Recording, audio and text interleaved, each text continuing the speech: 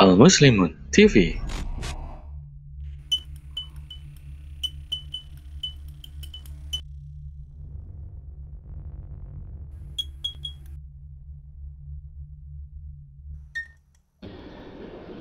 Assalamualaikum warahmatullahi wabarakatuh. Al-Fatihah li hadrati Nabil Muzdaba Rasulillahi sallallahu alaihi wa alihi wasallam. Al-Fatihah. A'udzu billahi minasy syaithanir rajim. Bismillahirrahmanirrahim. Alhamdulillahi rabbil alamin. Ar-Rahmanir Rahim. Maliki yaumiddin. Iyyaka na'budu wa iyyaka nasta'in. Ihdinas siratal mustaqim, siratal ladzina an'amta 'alaihim ghairil maghdubi 'alaihim waladdallin. Amin. Sumaila hadarat ulama ilah min masyarikil ardi wa magharibiha barriha wa bahriha aina makanu min aimatil muslimin al mujtahidin al fuqaha wal ulama'il amilin wa awliya'is siddiqin wal asfiya'is salihin, khususan hadarat Syekh Syihabuddin Ahmad bin Hajar al-Asqalani wa Syekh Muhammad Nawawi bin Umar al-Jawi rahimahumullah wa nafa'anallah bi ulumihim, wa ila hadarat asatizatina wa murabbina wa muallimina wa muhazzibina wa mursyidina khususan. Al-Fatihah. A'udzu billahi minasy syaithanir rajim. Bismillahirrahmanirrahim. Alhamdulillahi rabbil alamin. Ar-Rahmanir Rahim. Maliki yaumiddin. Iyyaka na'budu wa iyyaka nasta'in. Ihdinas siratal mustaqim, siratal ladzina an'amta 'alaihim ghairil maghdubi 'alaihim waladdallin. Amin. Bismillahirrahmanirrahim. Alhamdulillahi rabbil alamin. Allahumma salli wa sallim wa barik ala sayyidina Muhammad ibn Abdillah al-qaim bihuquqillah adada ma fi ilmillah wa ala alihi ma daqat ila wa farjahallah. Rabbana atina min ladunka rahmatan wa hayyi lana min amrina rasyada. Rabbi zidni ilma warzuqni fahma. Rabbi shrah li sadri wa yassir li amri wahlul 'uqdatam min lisani yafqahu qawli. Wala haula wala quwata illa billahil aliyil azim. Alhamdulillah, syukur kehadirat Allah subhanahu wa ta'ala. Hari ini kita masih diberikan umur, diberikan kesehatan, diberikan iman Islam. Mudah-mudahan kita tetap istiqomah supaya kita selamat dunia dan akhirat. Alhamdulillah. Hadirin rahimakumullah, tidak ada satu huru hara yang akan kita alami yang lebih mengerikan, yang lebih menakutkan, yang sangat dahsyat kecuali huru hara yang terjadi pada hari kiamat nanti. Tadi ayat yang dibaca dalam Al-Quran itu menerangkan tentang keadaan bagaimana orang-orang keadaannya di hari kiamat nanti. Maka berkumpulnya kita di sini, sholat berjamaah, ngaji, dalam rangka menjaga iman Islam, dalam rangka mendekatkan diri kepada Allah, meningkatkan ketakwaan kepada Allah, menjaga keistiqomahan dalam taat kepada Allah dan juga taat kepada Rasulullah sallallahu alaihi wasallam, agar kita di hari kiamat selamat. Karena ujung-ujungnya perjalanan hidup kita semuanya akan diperlihatkan oleh Allah pada hari kiamat nanti. Kematian adalah mengerikan. Di alam kubur ada dua, ada taman surga dan ada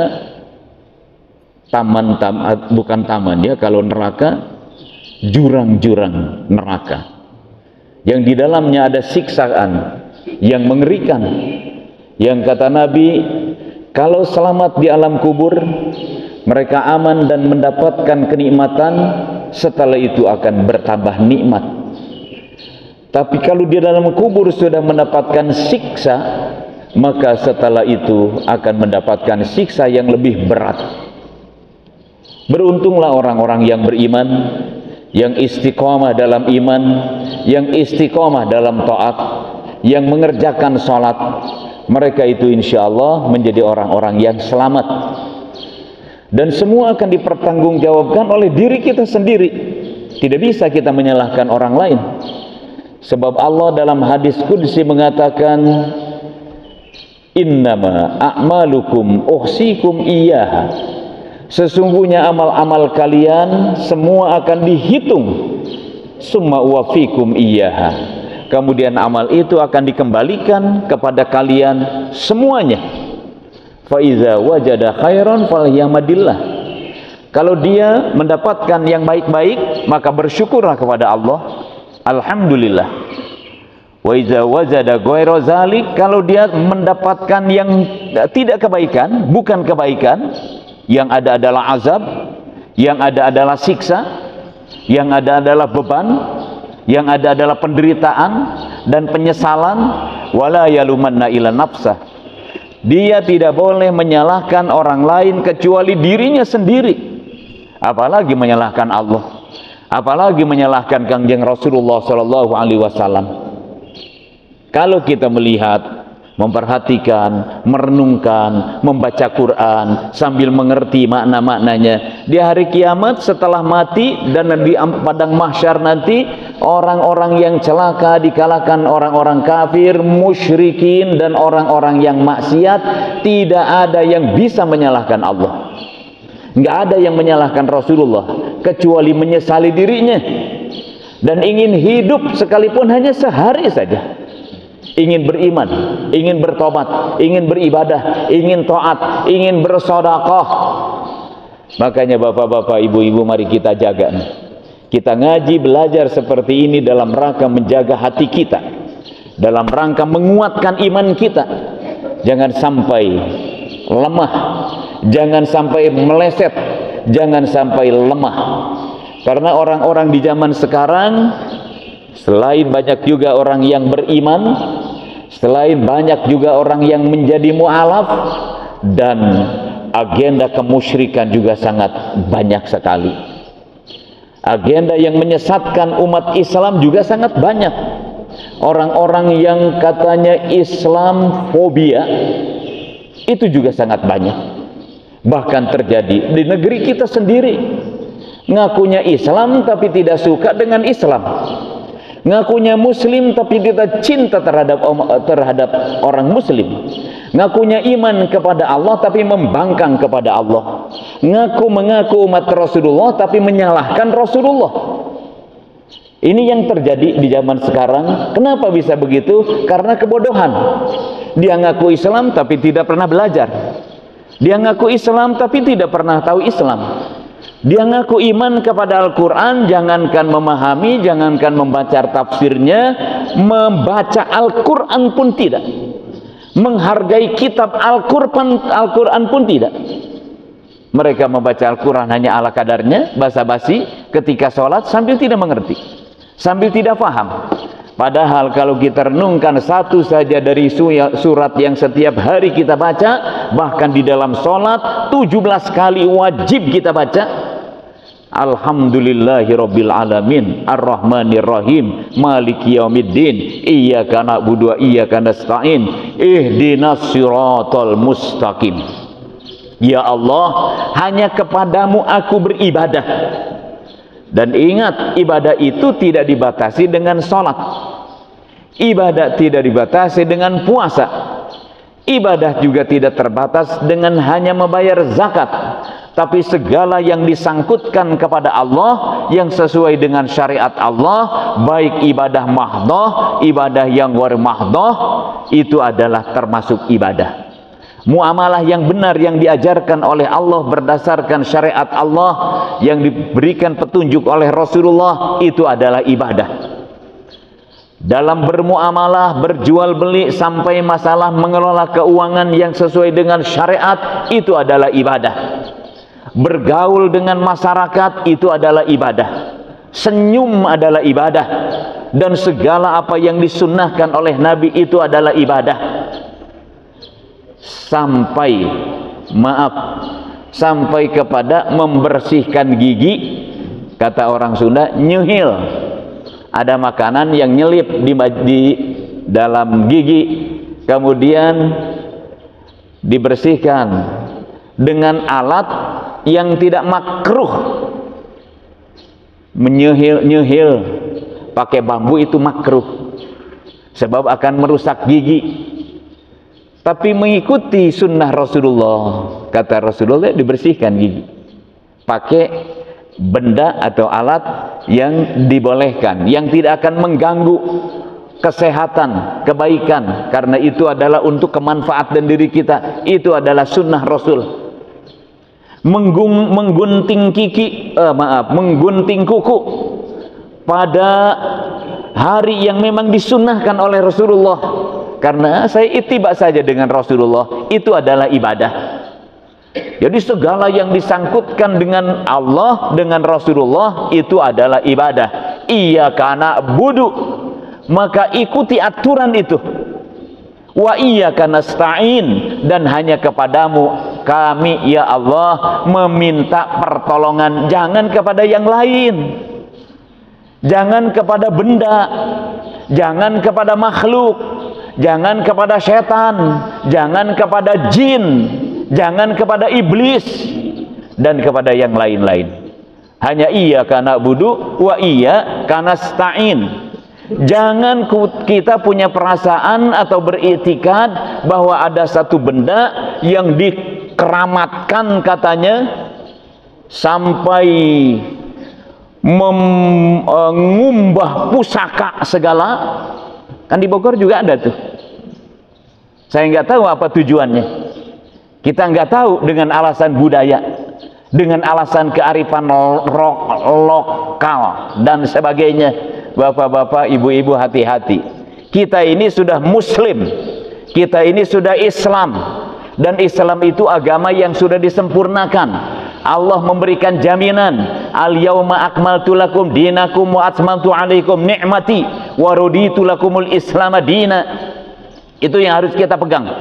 Hari ini aku sempurnakan, al-yauma akmaltu lakum, sempurnakan buat kamu semua.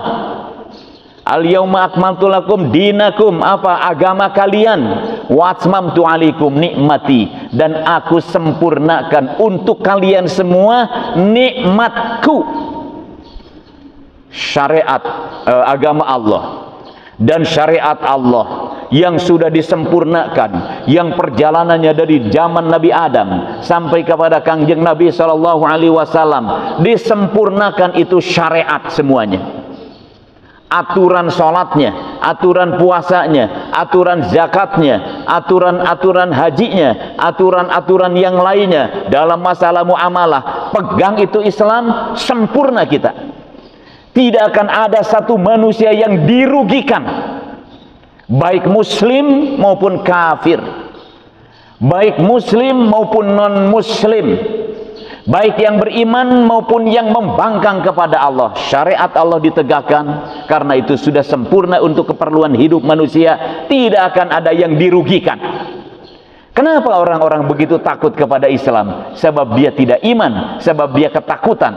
Ketakutan yang bersumber daripada wahamnya sendiri, nafsu yang terus ditunggangi oleh setan, dan mereka membuat rekayasa, menuduh Islam adalah ajaran-ajaran yang membidik radikalisme dan sebagainya. Itu kan yang terjadi di zaman sekarang. Padahal Allah sudah mengatakan, al-yauma akmaltu dinakum wa atmamtu alaikum nikmati wa raditu lakumul islam dina. Mau milih apa lagi? Allah memberikan jaminan, aku ridho kepada kalian semua, Islam sebagai agama kalian, pegang oleh kalian. Yang kata Allah, warabitu, pegang kalian, rabit, ikat hidup kalian dengan Islam, ikat hidup kalian dengan tali syariat Islam, dengan Allah subhanahu wa ta'ala, dengan Rasulullah sallallahu alaihi wasallam. Jangan kita memegang ikatan yang lain, jangan kita ikat diri kita dengan yang lain, dengan setan, na'udzubillah min zalik, dengan cara hidup yang tidak diajarkan oleh Allah dan tidak diajarkan oleh Rasulullah sallallahu alaihi wasallam. Jadi kita seperti ini Sholat, ngaji, belajar dalam rangka mengikat hidup kita ini dengan Allah, dengan Rasulullah, ingin selamat di akhirat. Yang tadi sudah dibaca itu di dalam ayat-ayat suci Al-Quran. Masya Allah, ayat Al-Qurannya sudah pasti benar, bagus. Yang bacanya suaranya enak, menghibur hati kita. Pagi-pagi kita sudah diberikan sajian yang nikmat, yang memberikan kemanfaatan dunia dan akhirat, yang tidak ada yang tidak didapatkan oleh orang yang lain kecuali orang-orang yang memang mau mendekat dengan Allah Subhanahu wa taala. Bapak-bapak, ibu-ibu, jangan tertipu dengan kenikmatan dunia. Kenikmatan dunia adalah kenikmatan semu. Kemewahan dunia adalah kemewahan semu. Sampai Rasulullah memberikan gambaran dunia itu adalah masalah dunia kama salima khoroyamin bani Adam. Permisalan dunia adalah permisalan seperti yang keluar dari anak Adam. Yang keluar dari anak Adam apa? Kata orang kotoran. Bukan kotoran. Yang keluar dari anak Adam maksudnya adalah tai. Itu permisalannya. Kalau kotoran kan banyak, masih umum. Tapi itu adalah barang yang najis, yang bau, yang menjijikan. Maka orang-orang yang mengerti tentang makna dunia ini nggak tertarik. Apa sebabnya? Jijik melihatnya. Ribut karena dunia, berebut karena dunia, kemudian sampai bentrok, tidak bertanya dengan saudara sampai mati karena dunia. Kan menjijikan itu. Kalau kita niatkan dunia itu semata-mata untuk dunia dan nafsu. Tapi kalau dunia dijadikan sebagai jembatan untuk akhirat, yang kata Nabi khairu mata'id dunya, sebaik-baiknya khairul matiyah ad-dunya, sebaik-baiknya jembatan untuk sampai kepada surga adalah dunia ini. Sebab di dunia kita beramal, di dunia kita bisa bersedekah, di dunia kita bisa naik haji dengan harta yang ada. Di dunia dengan harta yang ada kita bisa fisabilillah. Dengan dunia yang ada kita bisa membuat masjid ini sampai ke surga.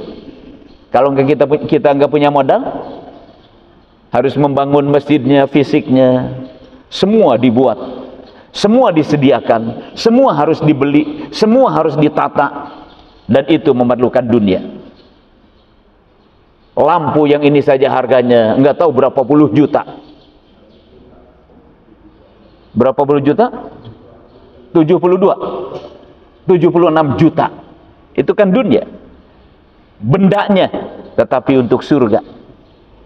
Saya lihat ornamen-ornamen di sana, di depan ini. Pintunya, kusennya dari aluminium yang bagus, indah, dunia. Tapi apa? Ini matiyah, jembatan untuk sampai ke dalam surga di akhirat kelak. Oleh karena hadirin rahimakumullah, mari kita luruskan niat. Istiqomah, jaga hati, jaga hidup kita. Jangan sampai kita tersentuh oleh kemusyrikan. Jangan sampai tersentuh oleh kemaksiatan. Kalau kita tersentuh dengan kemaksiatan, segera lari kembali kepada Allah. Wasari'u ila magfirati min rabbikum wa jannah. Bersegera kamu lari dengan cepat mengejar ampunan Allah Subhanahu wa taala dan surga Allah. Arduhas samawati wal ard, yang luasnya seluas langit dan bumi. Uiddat lil muttaqin, yang disediakan untuk orang-orang yang bertakwa. Itu perintah Allah, dan itu adalah harapan kita sampai kepada derajat takwa yang ujungnya adalah surga Allah Subhanahu wa taala. Di mana di dalam surga akan dibuka hijab, kita bisa bertemu dengan Allah, kita bisa menatap Allah, kita bisa mendengar suara Allah, bisa mendengar suara alunan bacaan Quran Rasulullah, bisa mendengar alunan suara Kangjeng Nabi Daud alaihissalam, bisa menikmati taman surga yang indah, bisa bertemu dengan bidadari, nikah dengan bidadari, memakan segala macam makanan-makanan yang nikmat-nikmat di dalam surga, buah-buahan yang tidak pernah terputus, yang bisa diambil oleh orang sambil duduk-duduk, sambil berdiri, bahkan Memang semua disediakan untuk kenikmatan-kenikmatan yang tanpa batas. Itulah hadirin rahimakumullah. Makanya jangan tertipu dengan dunia. Wala tagurranakumul hayatud dunya. Kata Allah, jangan kalian sampai tertipu oleh kehidupan dunia. Kalau kita sudah baik seperti itu, jaga diri kita, jangan sampai dicemplungkan diri kita ke dalam kelompok-kelompok orang-orang yang menistakan agama. Hati-hati, jaga di mana hidup kita, di mana kelompok kita, sebab nanti di akhirat manusia akan disatukan dengan orang yang dekat hatinya. Almar'u ma'aman ahab. Manusia akan disatukan dengan orang yang dia cintai.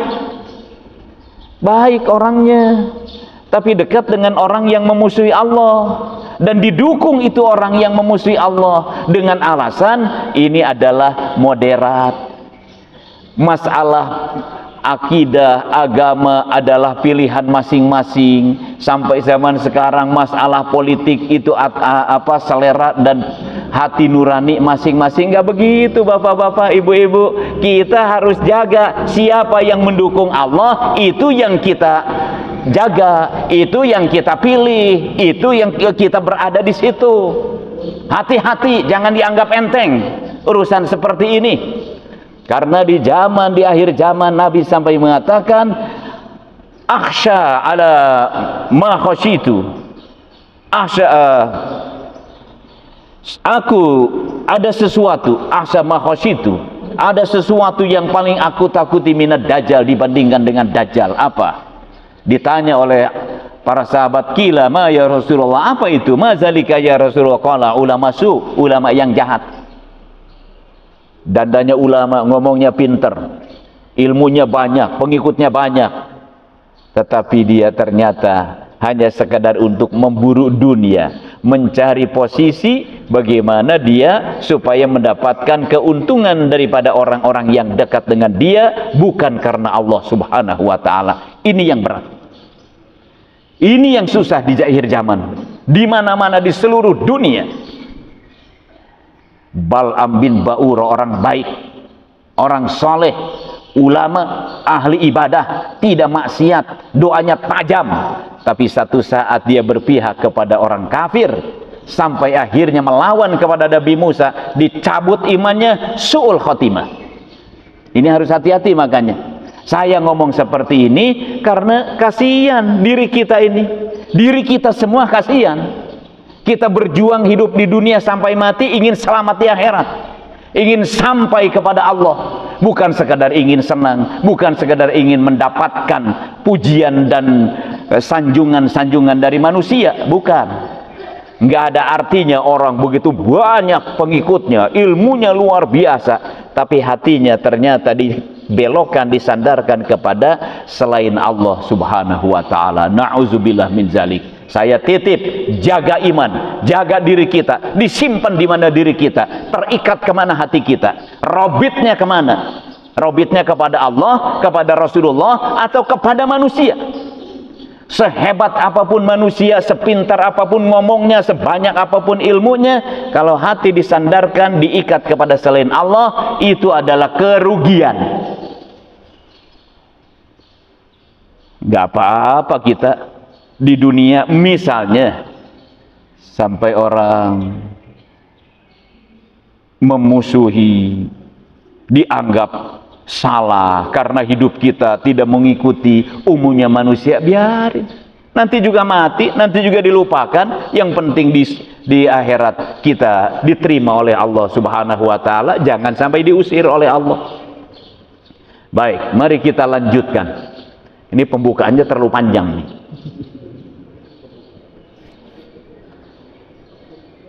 Itu baru pembukaan. Tapi pembukaannya sudah agak panas kayaknya.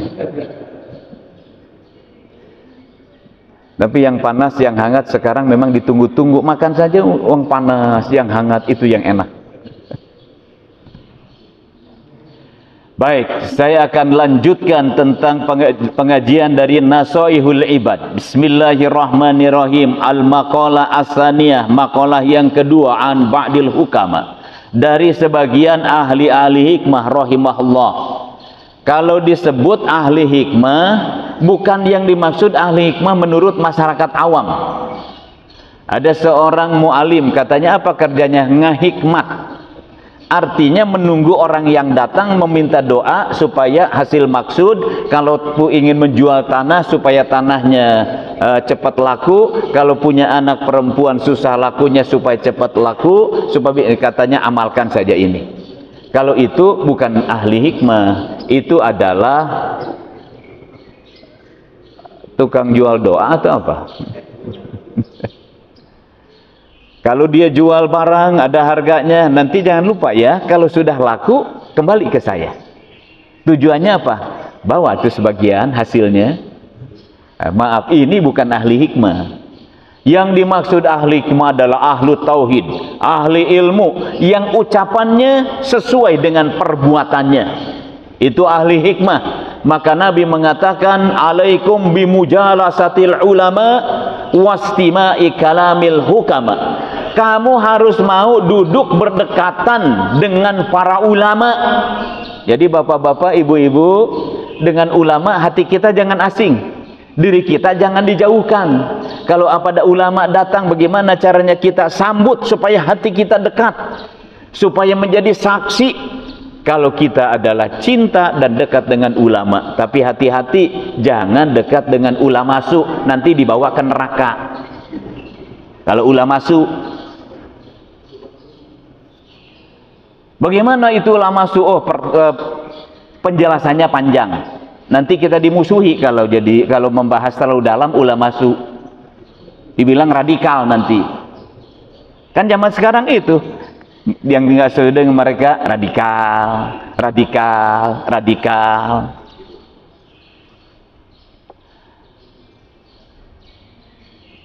Berkata sebagian ahli hikmah, arba'atun minal khisal. Ada 4 perkara hasanun. Yang 4 perkara itu bagus banget. Wa huwa ma yata'allaqu bil madhu, yaitu yang bisa diikatkan, disandarkan kepada dia ke pujian, kebaikan fil ajil di dunia ini, wasawabu fil ajal. Dan yang 4 itu akan menjadi ladang pahala yang bisa dirasakan di akhirat nanti. Di dunia baik, orang juga memuji kalau dia baik, dan di akhirat juga akan menjadi kebaikan, pahala. Walakin arba'atun minha ahsanu, tapi ada 4 dibandingkan dengan yang 4 yang lebih baik. Al-haya'u wa huwa inkibadun nafsi min syai'in hazaron anil laumi fihi minar rijali hasanun. Sifat malu yang ada laki-laki itu bagus. Jadi bapak-bapak, ibu-ibu, kita seorang manusia, sebagai muslim, umat Rasulullah, harus ada rasa malu. Malu itu adalah malunya kepada Allah, malu kepada Rasulullah, malu kalau aib kita nanti akan dibuka oleh Allah di akhirat. Sebab aib kita akan dibuka nanti kan. Catatan-catatan amal kita ada. Segala apa saja yang diucapkan oleh kita, satu kata akan dibuka oleh Allah. Nggak ada yang nggak dibuka, tidak ada yang tidak diperlihatkan. Jadi malu itu bukan disuruh maju untuk kebaikan, nggak mau malu. Sampai ada orang diajak masuk ke dalam masjid malu. Sebab katanya malu, nggak ada orang yang kenal, saya seperti orang terasing. Itu bukan malu, belegung. Disuruh masuk masjid nggak mau, diajak oleh kita nggak mau, malu, nggak ada yang kenal. Itu bukan malu. Malu itu berbuat pelanggaran. Tidak ada seorang manusia yang paling besar rasa malunya lebih dibandingkan dengan Rasulullah Sallallahu Alaihi Wasallam. Rasulullah satu saat katanya sedang duduk, tersingkap ini, lututnya terbuka. Malu. Sebab apa? Aurat kelihatan. Sampai merah muka Rasulullah sebab tersingkap sedikit lututnya. Karena lutut laki-laki merupakan bagian dari aurat yang haram untuk diperlihatkan.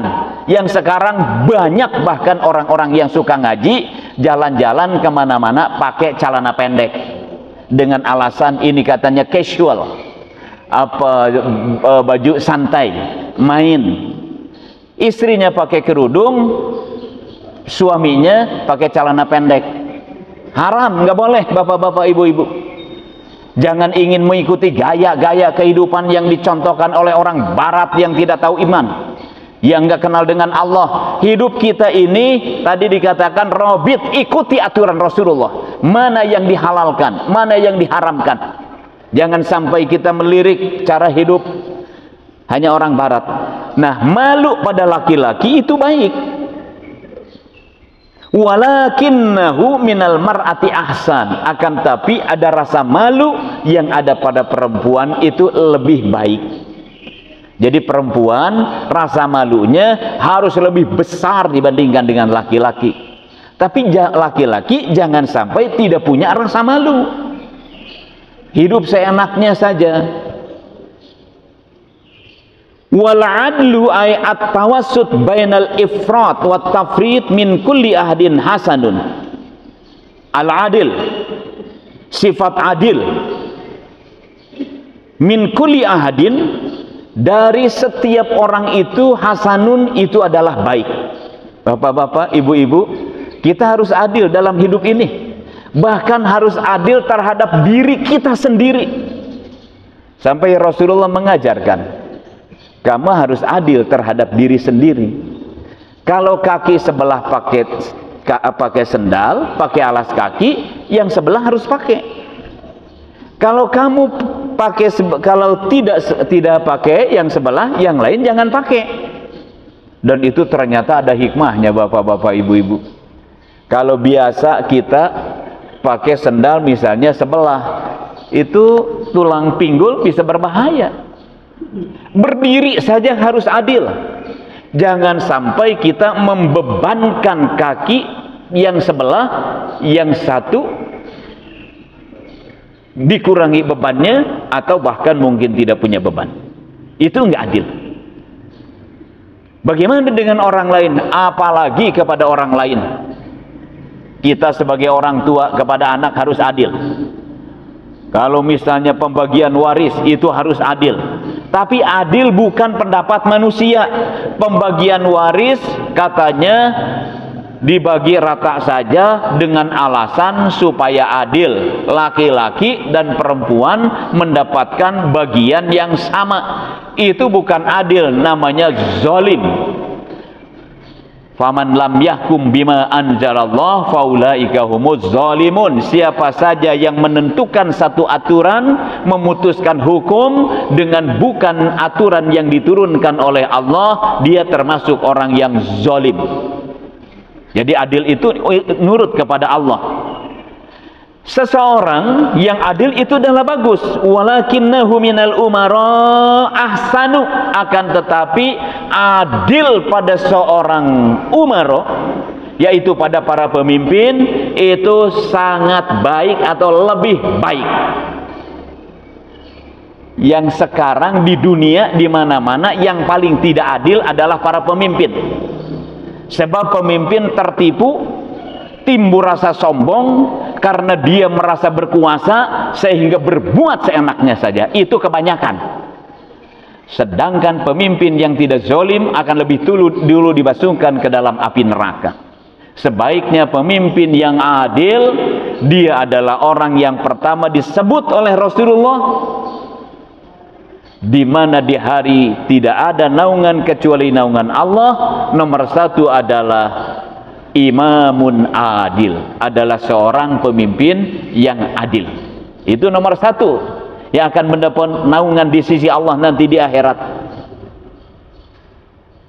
Wat taubatu ay arruju ilallah, taubat yang dimaksud kembali kepada Allah Ta'ala, minasyaikh, dari orang-orang yang sudah tua. Kan banyak sekali orang-orang ketika sekolah dari mulai SD, SMP, SMA, SMP, SMA sampai perguruan tinggi jadi sarjana, nggak pernah mau datang ke masjid dengan alasan sibuk sekolah. Lulus jadi sarjana, sibuk bekerja, jadi anak perusahaan atau jadi hamba sahaya atasannya yang diperhatikan semua kantor, sampai Allah dilupakan, mengejar absen sebelum subuh sudah berangkat, Allah memanggil nggak didengar, nggak sampai kepada masjid. Tapi setelah pensiun kembali merasa kalau selama ini hidup hanya sibuk dengan urusan dunia, urusan sekolah, urusan pekerja, urusan ini dan itu, sampai Allah nggak pernah didatangi. Tobat kepada Allah, ya Allah, dari sisa umur ini saya ingin berbuat kebaikan, saya ingin taat, saya ingin dekat kepadamu, saya tidak ingin meninggalkan ibadah, saya ingin terikat dengan masjid. Terus istiqomah, itu adalah bagus. Berarti dia masih diberikan kesempatan dari sisa hidupnya setelah pensiun, dari sisa tenaganya yang tinggal sedikit, dari sisa kesehatannya yang juga tinggal sedikit, dimanfaatkan untuk hidup. Kalau saya melihat wajah-wajahnya ini sekarang wajah-wajah pensiun kebanyakan. Iya, anak-anak mudanya mungkin masih tidur, apalagi dalam liburan seperti ini. Ya, hidup di rumah, tidur di rumah, nggak dibangunkan oleh orang tuanya. Bapak-bapak, ibu-ibu, hati-hati ya. Seorang bertanya kepada Syekh Alwi Al-Maliki, ya Syekh, ya Habib, bagaimana ya saya membangunkan anak saya supaya bisa sholat subuh? Susah banget katanya, sehingga tidak bisa dibangunkan. Pertanyaan beliau, bagaimana kalau anakmu terbakar oleh api? Apakah anak itu akan dibiarkan tidur? Sekarang dengan dibiarkan tidur meninggalkan sholat subuh, dia akan terbakar oleh api neraka. Apa kamu akan diamkan? Kan begitu saja jawabannya tuh. Jadi nggak boleh dibiarkan. Nah, tobat pada orang-orang yang sudah tua, pada masyayikh itu baik. Walakinnaha minasyabi ahsanu, akan tetapi tobat pada anak-anak muda itu lebih baik. Jangan sampai ada istilah kita puaskan masih muda supaya sudah tua bertobat. Kalau sampai tua, kalau mati duluan sebelum tua bagaimana? Hidup anak muda sebagai hamba yang suka maksiat kepada Allah. Wal judu ay ifadatu ma yanbaghi li'audin la li'audin. Al jud, sifat dermawan, suka memberi dari kelebihan yang ada pada diri seseorang. La li'audin, bukan semata-mata bertujuan untuk mendapatkan imbalan. Imbalan itu adalah pengakuan, penghargaan, atau mungkin ingin mendapatkan yang lebih dari apa yang dikeluarkan. Itu namanya imbalan. Minal agniya, baik pemberi pada orang-orang kaya. Hasanun, itu baik banget, itu bagus banget. Walakinnahu minal fuqara ahsan. Akan tetapi sifat dermawan, kebaikan yang ada pada orang-orang fakir itu lebih baik. Fakir hidupnya pas-pasan tapi suka memberi, ingat kepada orang lain. Dan bapak-bapak, ibu-ibu, ternyata orang bisa baik, orang pedit, orang kikir, yang tidak suka memberi, diajar dengan cara kita memberi. Itu caranya. Punya tetangga nggak suka ngasih, kirim aja sama kita, nanti lama-lama dia akan ngirim. Dan tujuannya bukan supaya ngirim kita, tapi tujuannya mengajar hatinya supaya kepada orang lain juga seperti itu. Dulu mungkin lebih dari 20 tahun yang lalu, zaman dulu kan banyak musim majalah ya. saya membaca tentang cerpen, cerita tentang pendek, tulisan yang sedikit, judulnya Memberi Tidak Dengan Harus Yang Mahal. Ada seseorang yang fakir, yang miskin, kerja di Jakarta, pulang 1 pekan sekali, gajinya juga kecil, tapi katanya kalau pulang dari Jakarta dia suka membeli oleh-oleh semua tetangga yang kaya-kaya, yang rumahnya megah, yang duitnya banyak. Pokoknya setiap 1 pekan dia akan mendapatkan oleh-oleh. Sekalipun hanya roti yang dulu harganya 500. Bertahun-tahun. Satu saat dia pergi, meninggalkan komplek itu. Karena orang miskin tidak mampu lagi hidup dalam lingkungan orang kaya. Orang-orang pada merindukan, pada kemana, yaitu teman kita, saudara kita, tetangga kita yang dulu setiap 1 pekan sekali ngasih roti kepada kita. Akhirnya kan terikat tuh hati itu, bertanya kemana, terkesan.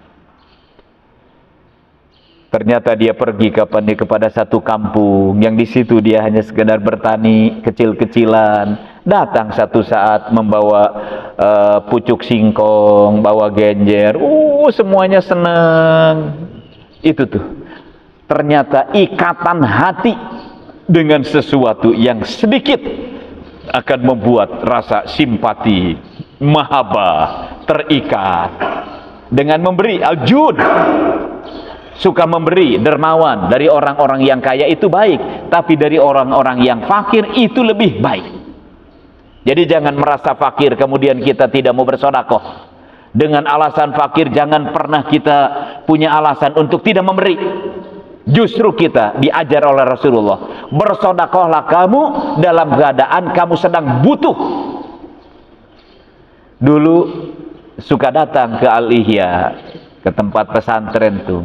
Ada bapak-bapak yang 1 bulan sekali datang, pakai jas orang tua zaman dulu lah. Yang dibawa apa? Telur asin 2.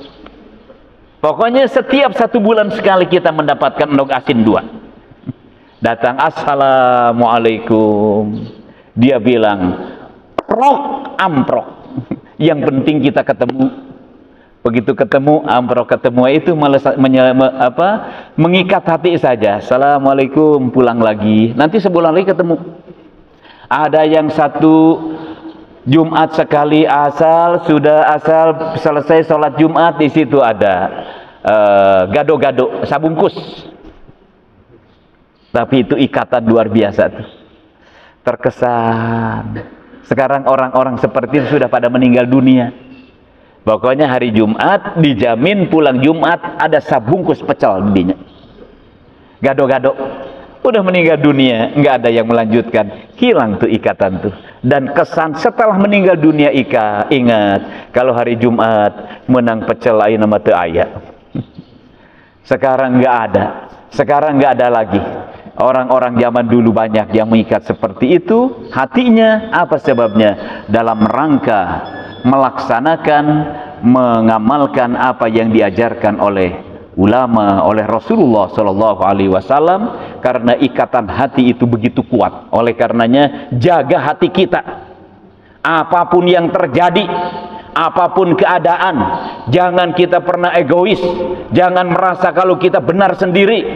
Kerjakan segala sesuatu berdasarkan musyawarah, mufakat. Lebih-lebih kita dalam hidup berorganisasi dalam masjid seperti ini, jaga hati kita, jaga diri kita, ikat diri kita dengan mahabbah, cinta sebagai saudara. Insya Allah kita akan hidup berkah, dicintai oleh masyarakat, diridhoi oleh Allah, meninggalkan dunia ini dalam keadaan husnul khotimah. Allah ridho, disimpan oleh Allah di surga, tidak ada beban. Yang ada adalah kiriman-kiriman doa dari saudara, dari teman yang masih hidup untuk kita semuanya. Mudah-mudahan Allah Subhanahu wa taala berikan hidayah taufik pada kita semuanya. Subhanakallahumma wa bihamdika asyhadu an la ilaha illa anta astaghfiruka wa atubu ilaik. Alhamdulillahirabbil alamin. Mohon maaf, ini ngaji paling panjang hari ini. Ya. Assalamualaikum warahmatullahi wabarakatuh.